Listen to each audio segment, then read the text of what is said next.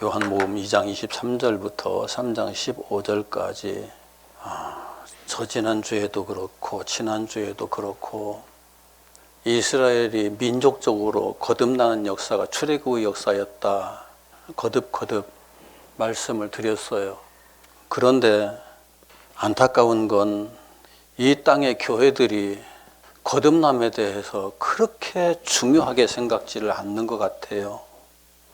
그냥 예수 믿으면 다 구원받은 거고, 이 땅에서 우리가 할 수 있는 건 어떻게 하면 좀 더 성화하는 사람, 거룩하게 되어져 가는 사람이 될 것인가 하는 것이 중요할 뿐인데, 성화는 구원하고는 상관이 없는 것처럼 다 이야기를 해버려서 거듭났다는 것에 대한 개념 자체가 굉장히 왜곡되어 있어요. 한번 다시 물어보죠. 거듭난 사람, 다시 태어난 사람, 새로운 피조물이 옛날처럼 생각을 할까요? 새로운 피조물이 되었어요. 거듭난 사람이 되었어요. 옛날 버릇 가지고 살까요? 그 사람 새 사람 아니잖아요. 여전히 옛사람이잖아요. 그런데 예수만 믿으면 거듭났다는 말이 무슨 말이에요, 도대체? 그 믿는다는 말조차도 지금 너무나 왜곡되어 있어요. 왜 믿으라는 거예요? 지금 3장 15절에 우리가 같이 읽은 내용 속에서 이는 그를 믿는 자마다 영생을 얻게 하려 하심이라 라고 되어 있잖아요. 그게 믿기만 하면 영생 얻는다고 생각을 하는 거예요. 그런데 예수님께서 아무든지 나를 따라오려거든 자기를 부인하고 자기 십자가를 지고 나를 쫓을 것이라고 말씀하셨거든요. 요 믿으면 영생을 얻는다는 요 한마디만 가지고 다 모든 걸 설명할 수가 없어요. 믿음이라는 건 하나의 방편이에요. 예수를 따라가기 위한 방편이에요. 자, 믿음이 없으면 자기 부정이 될까요? 어떤 부목사님이 제 책을 읽더니만 저한테 목사님 저는 자기 부정 못하겠어요 그래요. 그래서 제가 속으로 이분은 최소한 자기 부정을 하기 위해서 시도라도 했던 사람이구나 하는 걸 이해를 했죠. 자기 부정 못하겠습니다 이러는 이 고백이 아무 입에서나 나오는 게 아니에요. 해본 사람이 하는 거예요. 해본 사람이. 자기 부정 뭐예요? 나를 부인하는 거잖아요. 나를 부인하는 거. 나를 부인하는 게 뭐예요? 어떤 게 나를 부인하는 거예요? 자, 다른 사람들에게 나는 이런 사람입니다라고 소개할 때 그게 나잖아요. 나는 이런 사람입니다라고 소개했던 거 부인하는 거예요. 나는 성질이 이렇게 생겼어. 그거 부인하는 거예요. 나는 본성적으로 이런 게 좋아. 그런 거 다 부인하는 거예요. 자기 부인이라는 게 그렇게 간단한 게 아니에요. 자기를 없애는 거거든요. 자기를 없애고 나면은 나는 그럼 뭐야? 그런데 자기를 없애는 것을, 자기를 부정하는 것을 그게 십자가에다 못 박는 조건이 되거든요. 십자가에다 못 박기 위해서는 부정하지 않으면 못 박지 못해요, 절대. 걸핏하면 나는 욕이 입에서 튀어나오고 분노가 튀어나오고 다른 사람에 대해서 저주하는 말들이 툭툭 튀어나오고 그러는 사람이 그것을 부정하지 않으면 새로운 사람이 되는 게 불가능하죠. 이게 나야 하고 그냥 항상 그대로 살면 그 사람은 죽을 때까지 옛사람으로 사는 거예요. 새 사람이 될 수가 없어요. 이스라엘 백성들이 애굽의 종으로서 가나안 땅에 들어간 것이 아니라 애굽의 종들은 출애굽해서 광야에서 40년 지난 동안에 다 죽었어요. 한 사람도 살아남지 않았어요. 심지어 모세마저도 죽었어요. 광야에서 다 새로 태어난 사람들, 애굽의 습관이 다 사라져버리고 애굽의 버릇이 다 사라져버리고 애굽의 가치관이 다 사라져버리고 광야에서 새로 태어나서 새로 형성된 가치관을 가지고 그 습관을 가지고 그 생명체로서 가나안 땅에 들어갈 수 있었던 거죠. 이게 엄청난 거듭남의 사건이잖아요. 거듭남이라는 거 다시 태어나는 거잖아요. 민족적으로 다시 태어나는 엄청난 사건이었어요. 그런데 교회에서 이것을 민족적으로 거듭난 사건이고 우리도 이와 같이 거듭나야 된다는 말들을 왜 안 해요? 옛날 이스라엘 백성들의 역사였다는 얘기밖에 안 해요. 지금 니고데모에게 그걸 꾸짖고 있잖아요. 니고데모 유대인의 선생이었잖아요. 성경 가르치는 선생이에요. 성경 가르치는 선생이 그걸 몰라요. 그러니까 예수님이 꾸짖잖아요. 너 성경 가르치는 선생이잖아. 그것도 모르면서 어떻게 하나님의 백성들을 가르친다고 그래? 이 출애굽의 역사가 거듭남의 역사라는 사실을 알지 못한다면은 성경에 대해서 입 다물어야 돼요. 알긴 뭘 알아요? 요한복음에서 출발하면서 가장 먼저 사람과의 관계 속에서 니고데모를 통해서 가나 혼인잔치가, 지금 이 앞에서 그 2장에서 나오는 가나 혼인잔치가 유대인의 종교가 지금 잘못됐다는 것을 확인시켜주는 내용이거든요. 잘못돼서 엉뚱한 데로 가고 있다. 그것을 예수께서 다시 새롭게 해서 생명의 잔치로 바꾸려 한다. 그걸 알게 하는 거거든요. 종교잔치가 돼서는 안 돼요. 생명의 잔치가 돼야 되는데 한국 기독교는 종교잔치가 돼 있어요. 이상하게. 생명의 잔치, 말은 생명의 잔치, 생명의 잔치라는데 생명이 없어요. 그 속에서. 참 생명이 있다고 그러면 거듭남의 역사가 계속 일어나야죠. 교회마다, 성도들마다. 수십 년 신앙생활을 했어도 금식기도를, 40인 금식기도를 3번씩 4번씩 한 사람도 만나서 대화해보면 그 성질 그대로 가지고 있어요. 그 가치관 그대로 가지고 있어요. 그 버릇 그대로 가지고 있어요. 무슨 의미가 있어요? 오히려 금식기도 했다는 것이 그 사람의 교만이 되어가지고 자랑거리가 되어가지고 금식기도 하지 않은 사람들 낮잡아보는 이상한 습관이 그 속에 자리 잡고 있더라고요. 금식기도 했다는 것은, 나는 금식기도 안 했어요, 솔직히. 그런데 금식기도 했다는 것은 하나님이 죽으라고 시키신 거잖아요. 그런데 자기 부정이 이루어지지 않으면은 금식기도 무슨 의미가 있어요? 아무런 의미 없어요. 니고데모에게 지금 내가 땅에서 이루어지는 일을 너에게 말하고 있는데 왜 너 그것도 못 알아듣느냐라고 지금 꾸짖고 계시잖아요. 땅에서 이루어진 일, 땅의 일이라는 것은 여러 가지 의미를 여기다 부여할 수 있지만 이스라엘의 출애굽 역사가 하늘에서 이루어진 건가요? 땅에서 이루어진 일인가요? 땅에서 이루어진 일이잖아요. 아브라함의 아버지 데라가 저희 갈대아 우르에서 떠나가지고 하란에 머물러 있다가서 하란에서 아브라함이 출발해가지고 가나안 땅으로 들어오잖아요. 그 역사를 쭉 이삭까지 역사를 쭉 지켜보고 있으면은 이것이 아브라함의 거듭남의 역사였다는 걸 확인할 수 있거든요. 이스라엘 백성이 애굽에서 벗어나서 가나안 땅에 들어가는 그 과정이나 아브라함이 하란을 떠나서 가나안 땅에 들어가는 과정이 다르지 않아요. 그 내용을 깊이 들여다보면 같은 내용이에요. 역사 자체는 다르게 쓰였을지라도 땅에서 이루어진 일이에요, 다. 땅에서 이루어진 그 일을 예수님께서 말씀하고 계셨고, 우리들이 한 사람 한 사람이 거듭나는 것이 하늘에서 이루어지는 일인가요? 내가 이 땅에 사는 동안에 이 땅에서 이루어지는 일이에요. 땅에서 이루어지는 일, 이 일, 거듭나는 일이 이루어지지 않으면은 분명히 니고데모에게 말씀하셨잖아요. 진실로 진실로 내게 이르노니 3절 사람이 거듭나지 아니하면 하나님의 나라를 볼 수 없느니라. 거듭나지 않으면 하나님 나라를 볼 수 없다고 분명히 말씀하셨는데 왜 믿으면 천국 간다는 말만 해요? 예수님께서 나를 믿으라고 하는 것은 내 안에 들어와라. 내 안에 들어와서 나와 함께 그 거듭나는 길을 가야 된다. 그러기 위해서 나를 믿어야 된다. 왜? 거듭나는 과정이 간단하지가 않거든요. 쉽지가 않거든요. 자기를 부정해야 되거든요. 자기를 부정하려고 그러면은 예수님을 믿지 않으면은 자기 부정을 할 수가 없어요. 예수님을 절대적으로 믿어야만, 내가 부정되면은, 나를 십자가에다 못 박으면은 내 안에서 예수께서 사시고 내가 예수 안에 있기 때문에 나를 부정해도 문제가 되지 않아요. 그런데 예수 없이 나를 부정하면 나는 어떻게 돼요? 내가 없어져 버려요. 내가 없어져 버려요.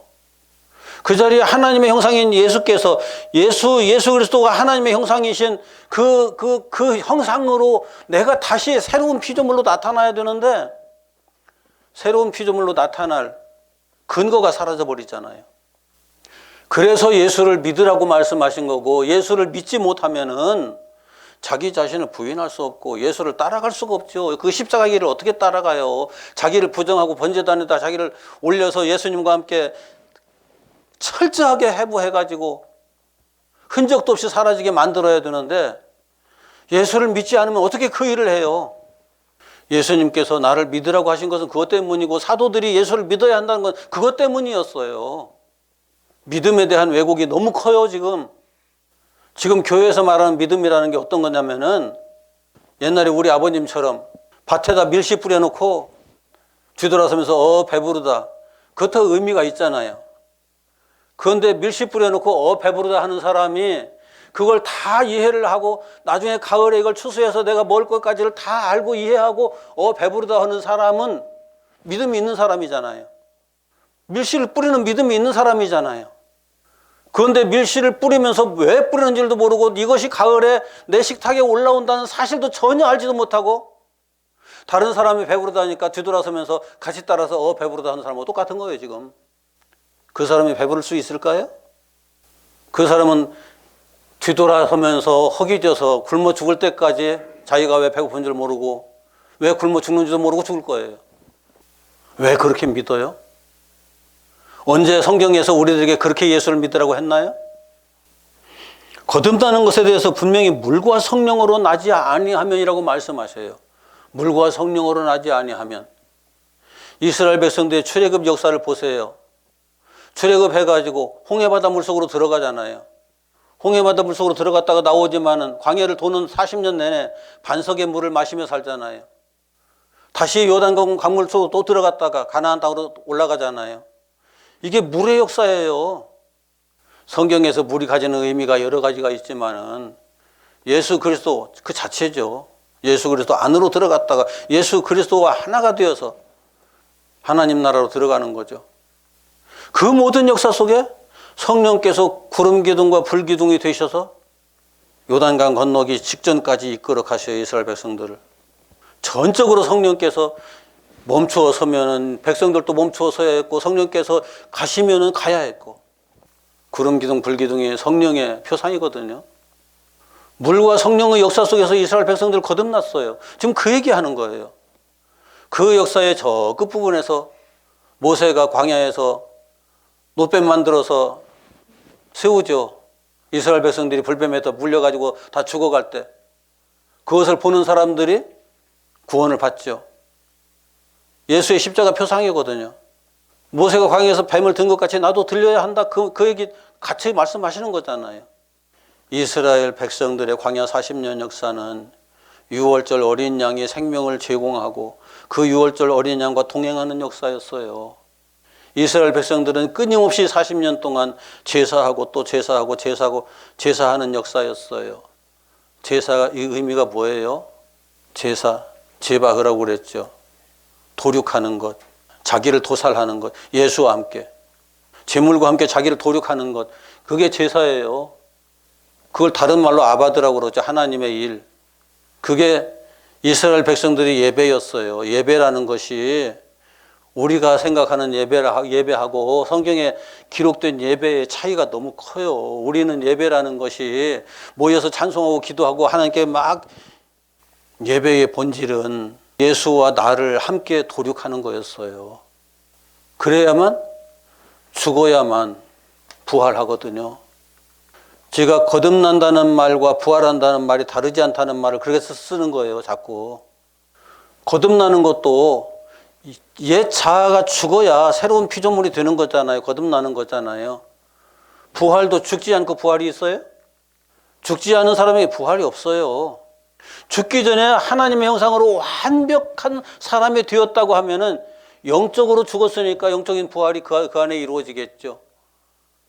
출애굽의 역사에서 단 두 사람 그랬죠. 여호수아와 갈렙. 그런데 여호수아와 갈렙보다도 더 위대하게 보였던 모세도 살아서 가나안 땅에 못 들어갔어요.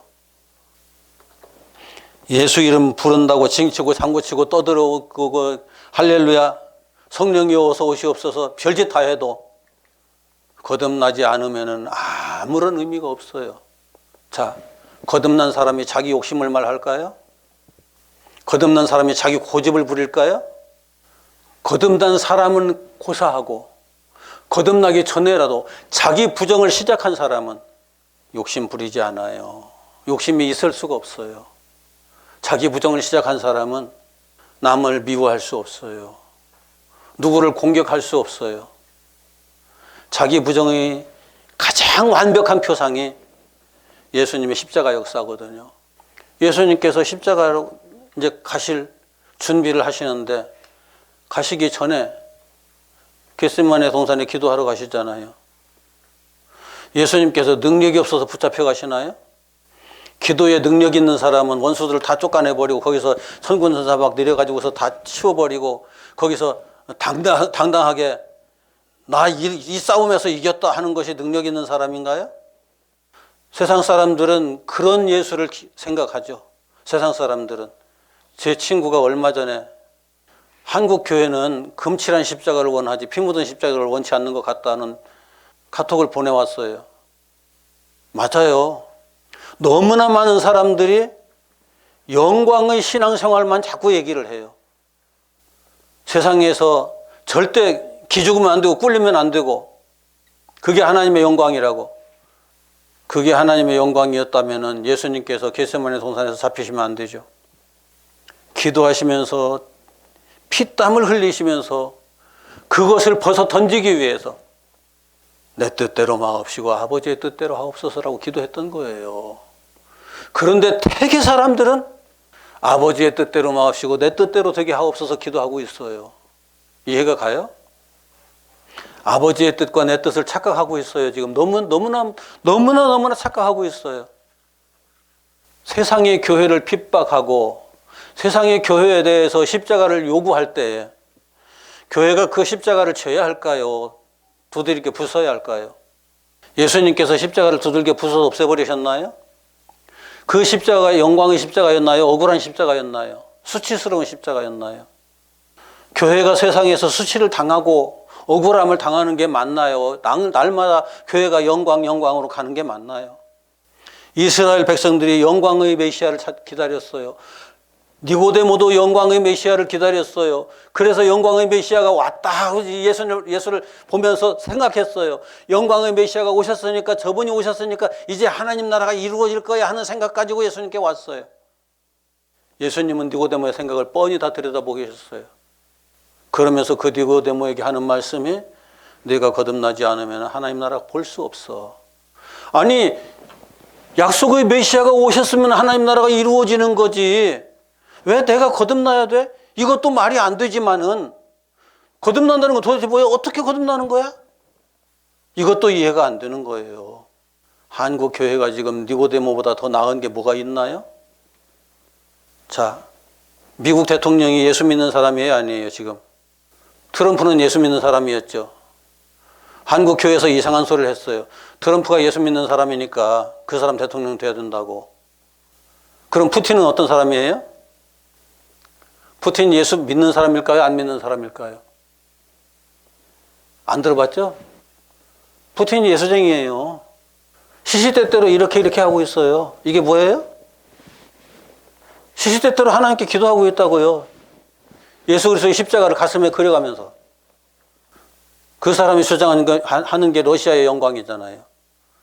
영광의 하나님, 영광의 예수를 등에 업고 러시아의 영광을 재현해야 된다고 생각하는 그 생각이 거듭나겠다는 거예요. 거듭나는 걸 포기했다는 거예요. 육으로 나는 것은 육일 뿐이에요. 예수님께서 십자가를 지신 것은 그 자체가 어마어마한 수치였고 철저하게 자기가 부정되는 거였어요. 무시당하는 거였어요. 빌라도가 묻잖아요. 네가 왕이냐?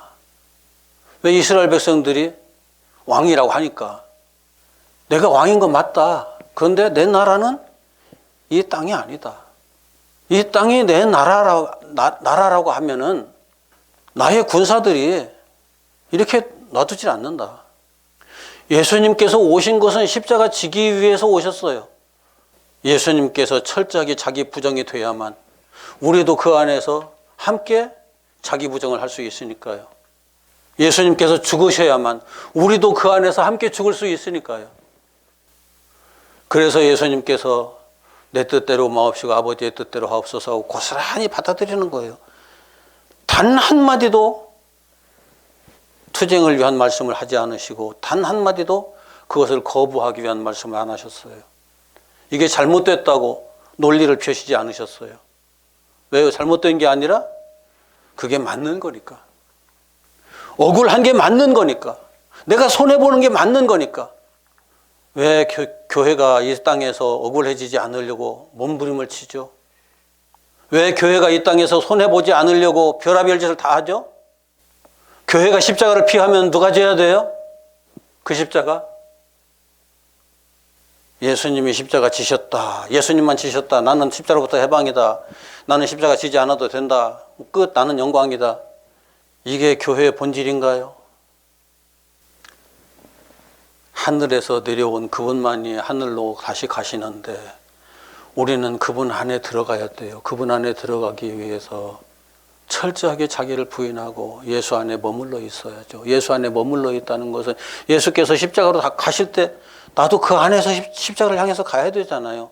빠져 나오면 안 되잖아요. 도망가면 안 되잖아요. 십자가는 억울한 거라고 그랬잖아요. 내가 고통을 받는 거라고 그랬잖아요. 십자가는 내가 없어지는 거라고 했잖아요. 우리는 누군가 덤벼들어서 나를 없애려고 하면은 펄펄 뛰죠. 나를 내가 스스로 나를 부인하는 것도 못할 뿐만 아니라 누군가 나를 부인하려고 하면은 금방 원수로 삼아가지고 러시아 푸틴이 지가 부인당하는 것 같으니까 조금만 나를 하나 때려잡아가지고 나를 무시해? 거기 수많은 사람들을 죽이고 있잖아요. 이게 가슴에다 십자가 긋는 사람의 모습일까요? 진정으로? 이 땅에서 누가 내 자리가 필요하다 그러면 기꺼이 일어나서 내어주고 다른 데 가서 앉으면 되죠. 교회가 손해를 안 보려고 하는 짓거리들을 봐가면서 한국교회 큰일 났다는 생각을 참 많이 해요. 예수님께서 내가 들려야 하리니 모세가 광야에서 뱀을 든 것 같이 인자도 들려야 하리니 하는 그 말은 우리도 주 안에서 다 들려야 한다는 거예요. 우리도 주 안에서 들릴 때에 비로소 예수를 믿는다는 것이 확실한 증거로 확인될 뿐만 아니라 거기서 부활의 역사가 일어나는 거죠. 그게 영생인 거죠. 그래서 이는 그를 믿는 자마다 영생을 얻게 하려 하심이라. 요한복음 3장 15절 사람들 참 딸딸딸 외면서 이것이 생명의 말씀이라고 너무나 많은 사람들이 이는 그를 믿는 자마다 영생을 얻게 하려 하심이라. 16절 같이 읽습니다. 시작. 하나님이 세상을 이처럼 사랑하사 독생자를 주셨으니 이는 그를 믿는 자마다 멸망하지 않고 영생을 얻게 하려 하심이니라. 외우긴 외우는데 이게 무슨 말인지 전혀 이해도 못하고 믿으면 구원받는구나. 거기서 끝나버려요. 아까 얘기했던 것처럼 우리 아버지가 밭에 씨 뿌려놓고 뒤돌아서면서 배부르다. 그것은 진리를 알고 그 모든 과정을 알고 가을에 저것이 우리 집에 곡식 창고에 채워져서 우리가 배부르게 먹을 수 있다는 것을 쭉 바라보는 그 믿음 가지고 하는 거지만 전혀 알지도 못하고 이해도 못하면서 다른 사람 씨 뿌려놓고 배부르다고 그러니까 같이 그 구경하면서 배부르다. 구경한 사람의 입에 그 음식이 들어갈까요? 착각하지 마세요. 신앙생활 너무나 많은 사람들이 이 착각 속에 있어요. 내가 거듭나야 한다는 사실조차 정확하게 이해를 못하고 1년 전에 부리던 성질 지금도 그대로 부려가면서 1년 전에 미워했던 마음 그대로 지금도 가지고 있으면서 1년 전은 다행이에요. 그냥 10년 전, 20년 전, 30년 전에 그 마음 그대로 붙잡고 있으면서 나는 이런 사람이야. 나는 이런 사람이야. 나는 이런 사람이야. 그 사람에게 거듭날 기회가 주어질까요? 이스라엘 백성들이 출애굽했을 때 그 마음 그대로 가지고 애굽에서 살던 그 습관 가지고 노예의 근성을 가지고 가나안 땅에 들어간다는 것이 말이 될까요? 하나님께서 그렇게 안 하셨잖아요. 그래서 우리가 이 땅에서 신앙생활 한다는 것은 거듭남의 과정을 지나는 거예요. 이스라엘 백성들이 40년 광야 생활을 했던 것처럼 우리도 이 땅에서 40년 광야 생활을 하는 거예요. 40년이 횟수로 40년이 아니고 이게 영적인 차원이기 때문에 하나님께서 하시면 짧아질 수도 있고 길어질 수도 있죠. 여호수아와 갈렙은 죽지도 않았어 했어요. 그런데 그런 사람은 거의 없죠. 60만 중에 2사람이었잖아요. 모세도 제외도 버렸잖아요.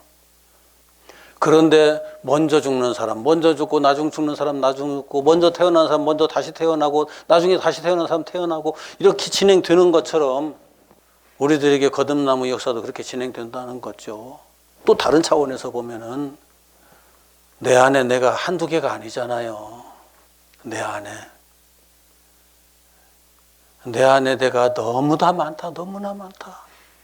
내 안에 그 너무나 많은 내가 전부 다 가시나무의 가시처럼 많다. 그래서 다른 사람들이 나에게 좀 기대려고 이렇게 왔다가 딱 찔려가지고 따가워하고 도망가고.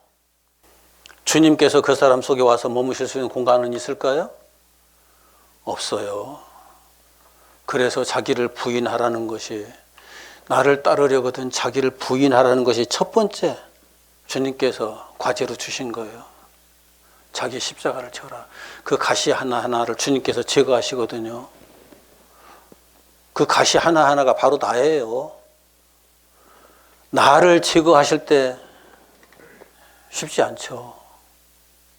아프죠. 나는 아프죠. 아픔이 있을 수밖에 없어요. 그 아픔을 감사함으로, 감사합니다. 그게 십자가거든요. 당연히 져야 하는 십자가예요. 내가 없어지는데 억울하죠. 내가 없어지는데 내가 무시당하고 내가 송두리째 뽑혀서 내팽개쳐지는데 억울한 거 그만두면 분하고 때에 따라서 내가 죽을 것 같은 생각도 들죠. 그럴지라도 엎드려서 감사할 수 있어야 니고데모에게 하신 이 말씀이 그대로 적용되거든요. 이게 세례 요한이 한 말이에요. 그 밑에 예수님을 보면서 나는 쇠하고 그는 흥하여야 하리라. 이게 세례 요한이 그냥 괜스레 한 말일까요? 이게 지금 우리가 해야 할 말이에요. 우리가 나에게서 나는 쇠하고 점점 소멸되고 사라지고 없어지고 예수만 남아야 한다는 것을 이렇게 한 얘기거든요. 저와 여러분 안에 예수만 남아있다. 이것은 아까 같이 읽은 내용 속에 8절, 7절, 8절 같이 읽습니다. 시작. 내가 내게 거듭나야 하겠다는 말을 놀랍게 여기지 말라. 바람이 임의로 불매 내가 그 소리는 들어도 어디서 와서 어디로 가는지 알지 못하나니 성령으로 난 사람도 다 그러하니라. 거듭나야 하겠다는 말을 이 니고데모가 이해를 못해요. 말도 되지 않은 것. 그냥 분명히 저 하늘로부터 내려온 그 메시아라는 사실을 내가 지금 믿고 찾아왔는데 말씀을 이렇게 하시니까, 거듭난다는 것 말도 안 되는 말씀을 하시니까 그것에 대해서 뻥해지는 거죠. 그냥 쉬운 말로. 어떻게 그런 일이 일어날 수 있어? 그런데 예수님이 이렇게 말씀하시는 거예요. 제가 여러 번 말씀드렸잖아요. 저 밖에 나가 서 있으면은 바람이 휙 불어와서 스치고 지나가잖아요. 바람 부네 알죠. 어느 방향에서 불어오는지도 알죠. 그런데 그 바람이 어디서 시작돼서 어디 가서 끝나는지는 알아요? 바람이 스쳐 지나가는 건 몰라요. 그런데 시작과 끝은 알 수가 없어요. 이 거듭남의 역사가 내게 이루어지고 있다는 건 나 자신은 알아요. 그런데 언제 시작돼서 언제 끝나는지 우리 뭘 알 수 없어요. 그건 그 일을 하시는 성령만이 아시는 일이에요. 그런데 우리는 바울이 고백했던 것을 잊어서는 안 돼요. 바울이 디모데에게 자기 사역의 맨 마지막 부분에 서서 한 말이 내가 다 된 것도 아니고 이루었다는 것도 아니다. 나는 죄인 중에 괴수다. 한국 교회의 이상한 복음주의자들이 너무나 잘못 가르친 게 있어요. 내가 예수 믿음으로 난 구원받았다. 나는 의인 됐다. 그러니까 이제부터는 아무도 나를 정죄하지 못하고 천사도 하나님도 정죄하지 않으신다. 그러니까 나는 이제는 아무런 염려 없다. 걱정 없다. 그냥 예수만 믿으면 다 끝난 거다라고 가르치죠. 그러면서 성도들에게 따라하라고. 자, 이제부터 나는 의인 됐다. 의인 됐다. 의인 됐다. 따라하라고. 그럼 바울은 어떤 사람이에요? 자기 인생 끝에서 죄인 중에 괴수라고 고백한 사람은? 바울이 잘못됐나요? 그렇게 가르치는 사람, 내가 의인이 됐다라고 가르치는 사람들이 잘못된 거예요. 의인이 됐다는 것은 하나님께서 칭의라는 표현을 써요. 우리 그 신학에서는 칭의. 칭의는 하나님께서 나를 그렇다고 인정해 주시는 것이지 내가 스스로 그렇다고 말하는 게 아니에요. 이거 본질이에요. 내가 스스로 그렇다고 그러면은 내가 만약 되지 않았을 때 그렇게 내가 생각하는 그 순간에 나는 더 이상 구제받을 수 없는 사람은 어떻게 멈춰버려요. 끝나버려요. 더 이상 다른 역사 있을 수가 없어요.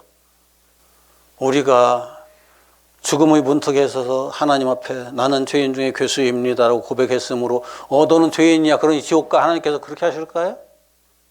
예수님께서 나는 의인을 부르러 온 것이 아니라 죄인을 부르러 왔다고 하셨잖아요. 마지막까지 예수가 필요한 사람이 되어야죠. 마지막까지 나는 죄인입니다라고 하나님 앞에 고백하는 사람, 하나님께서 의롭다고 칭해 주시는 거예요. 내가 다 되었다. 난 예수 믿었으니까 다 됐다라고 말하는 그 순간 그 사람은 영원히 망할 수밖에 없는 사람이 되고 마는 거예요. 이스라엘 백성의 출애굽 역사, 아브라함의 그 가나안 땅까지 하란에서 출발해서 가나안 땅까지 가는 역사, 이스라엘 백성들이 애굽을 출발해서 가나안 땅까지 가는 역사, 들어가는 역사, 그 역사가 우리가 면밀하게 들여다보면은 지금 여기에서 예수님께서 땅에서 이루어진 일, 그거였어요. 거듭나무 역사였어요. 이것을 알면은 우리가 어떤 과정을 거쳐서 어떻게 거듭나게 된다는 사실을 너무나 명확하게 들여다볼 수 있잖아요. 이스라엘 백성들이 거듭난 모습을 볼까요? 홍해 앞에 섰을 때 그 애굽의 군대들이 막 뒤에서 몰아붙였죠. 이스라엘 백성들을. 그때 이스라엘 백성들은 어땠어요? 우리 다 죽었다. 큰일 났다. 모세 너 우리를 여기까지 데려와서 여기서 다 죽이려고 하느냐? 난리 지겠죠. 경상도로 난리 지겠죠 그냥. 모세가 그것 때문에 답답해가지고 하나님 어떻게 해야 됩니까? 하나님께서 내 손에 지팡이 있지 않느냐? 지팡이를 바다로 뻗어서 내밀어라. 홍해바다 건너가게 하셨어요. 그런데 요단강 앞에 선 이스라엘 백성들과 한번 견주어 볼까요? 요단강 앞에 섰어요. 요단강 앞에 이스라엘 백성들이 섰어요. 여호수아가 뭐라고 그래요? 법궤를 맨 제사장들이 4명이 먼저 강으로 들어가라. 이스라엘 백성들 그 뒤따로 들어가라. 요단강이 그때 어떤 상황이었어요? 홍수가 나가지고 물이 어마어마하게 막 쏟아져 내려가는 상황이었거든요. 막 물이 그냥 막 요동치면서 그냥 엄청난 양이 이쪽 언덕 저쪽 언덕 막 넘어갈 듯 그냥 엄청난 넓이의 요단강이. 홍해 바다는 잔잔했었어요. 움직이는 바다 아니었었으니까. 그런데 거기를 들어가래요. 여호수아가. 제사장들이 앞서 들어가요. 들어갔는데 성경에서는 그 제사장들의 발이 물에 잠기자라고 우리 성경에 그렇게 되어 있어요. 원문에 보면 그게 아니에요. 제사장들의 다리여면 어디까지예요? 허벅지까지 다리죠. 제사장들이 다리가 물에 잠기자 비로소 강물이 갈라진 거예요. 믿음이란 그런 거죠. 그 무거운 법궤를 메고 4사람이 보이지 않는 강 속으로 들어가요. 흙탕물이 어마어마한 세력으로 흘러가는 강물 속으로 들어가요. 사람의 생각으로 가능해요, 그게? 홍해바다 앞에 서 있는 이스라엘 백성들과 차이가 너무 나죠. 거듭난 사람의 모습이에요. 거듭난 사람의 모습. 그러니까 요단강이 쫙 갈라져요, 그냥. 요단강은 생사를 가르는 강이거든요. 삶을 넘어서 죽음으로 넘어가는 상징적인 그런 강이거든요. 목숨을 내건 강이에요. 그 강이 갈라지면서 이스라엘 백성들이 다 건너갈 때까지 제사장들은 강 가운데 버티고 서 있죠.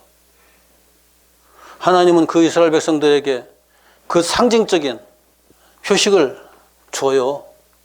요단강 건너가기 전에 광야에서 12개의 돌을, 거친 돌을 메어다가 요단강 가운데 제사장들이 서 있던 그 자리에 기념비를 세우고, 강 가운데 기념비를 세우고, 요단강 한가운데에서 12개의 돌을 메어다가 요단강 건너서 길갈이라고 하는 곳에 이르러서 거기서 기념비를 세우라고 말씀하시거든요.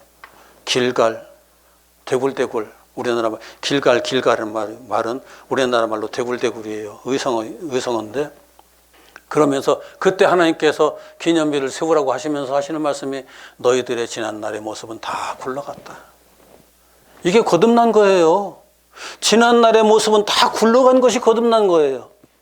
지난날의 모습이 그냥 있는 사람은 아직 거듭난 거 아니에요. 요단강 못 건너간 거예요. 거듭난 거 아니에요. 새로운 피조물 아니에요. 하나님께서 그렇게 말씀하신 것을 이제 증거로 나타나요. 여리고성을 정복할 때 어떻게 해요?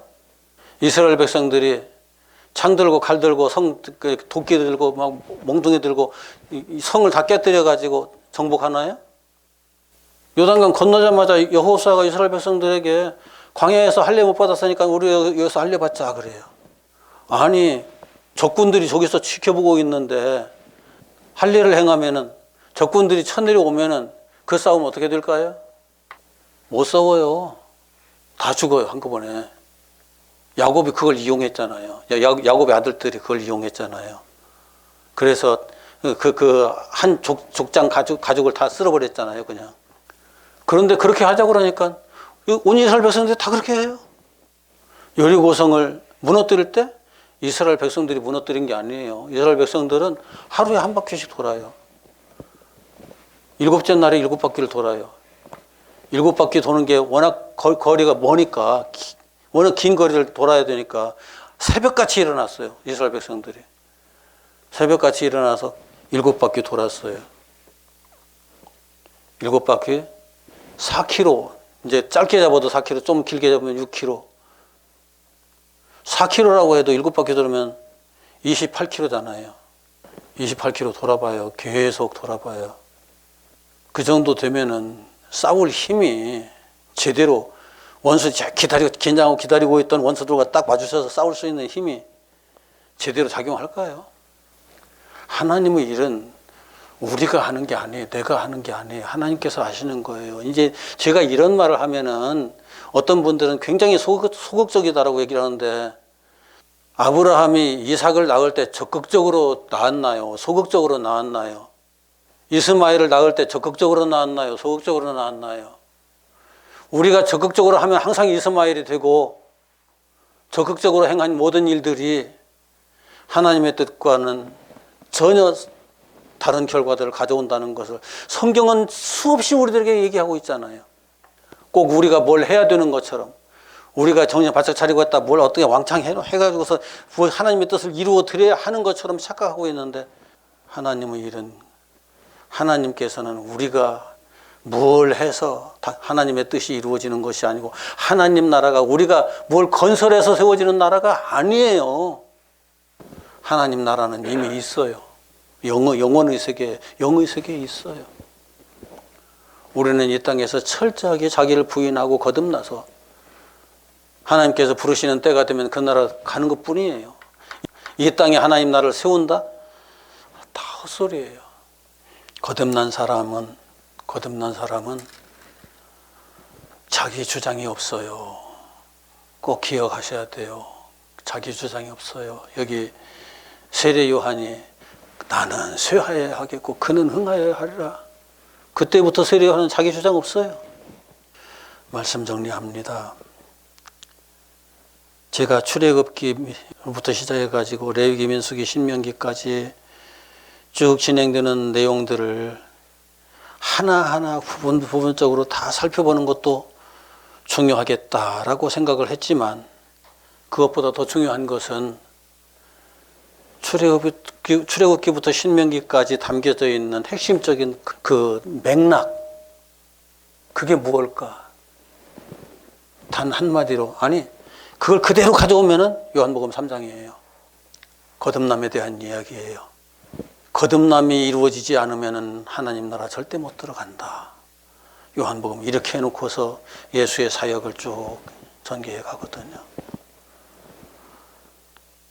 우리가 지금 이 땅에 신앙생활을 해가면서 세상에 수많은 배신자들이 이러쿵저러쿵 많은 이야기를 하는데 그 이야기의 핵심에 예수 그리스도와 함께하는 거듭남의 역사가 전제되지 않는다고 그러면은 그 이야기는 다 그냥 아무런 의미 없는 무가치한 이야기들일 뿐이에요.